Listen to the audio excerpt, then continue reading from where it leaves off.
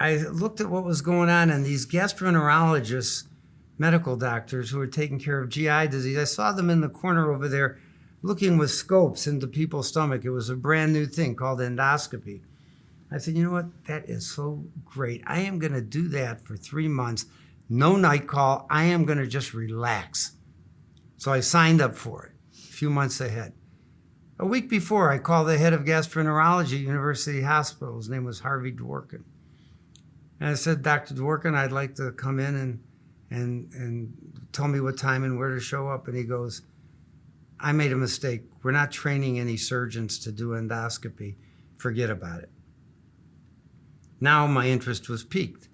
So I went to my head of general surgery, his name Charlie Hubey, and I told him this story. I said, Dr. Hubey, they just told me I can't touch the scope.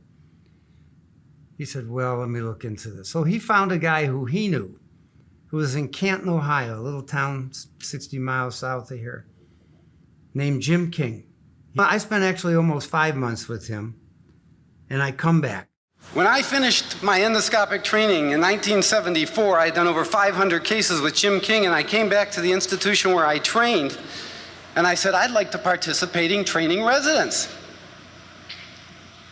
And they said to me, no, surgeons aren't supposed to do endoscopy here. We don't want any surgeons using our instruments. So I went to my chief of surgery. I said, Dr. Holden, would you buy me an instrument? He said, I'd love to, but we don't have any funds.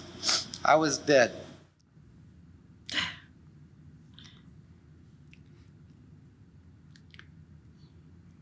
So I'm at a family party, and I'm telling this story to her family, just off the cuff.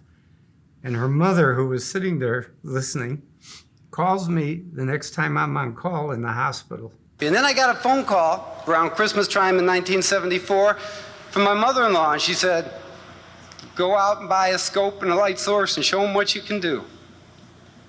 The rest is history. That teaches two things, two lessons. Number one, don't ever tell anybody that they can't play football because the ball belongs to you. And number two, there's nobody who'll support you like your own family.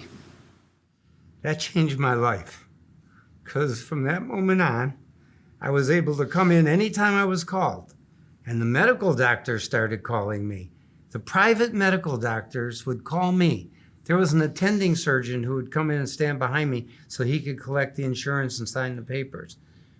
But by the end of when I finished my residency 2 years later, they weren't ever calling the gastroenterologists anymore. I had totally put them out of business, because I would come any time of the day or night. I kept the scope in the trunk of my car. Couldn't do that anymore.